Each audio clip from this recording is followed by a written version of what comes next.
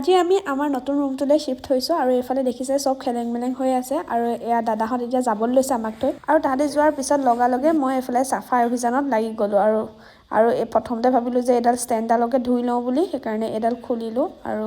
এতিয়া লৰালৰিকৈ এডাল এনেই পানী দিয়ে ধুই লৈছোঁ আৰু মানে বহুত বেছি এনেকৈ থৈ দিয়া আছিল ন বহুত ধূলি হৈ গৈছিল তাৰপিছত সেইকাৰণে মই বোলো পানী অকণমান দিয়ে এনেকৈ ৱাশ্ব কৰি লওঁ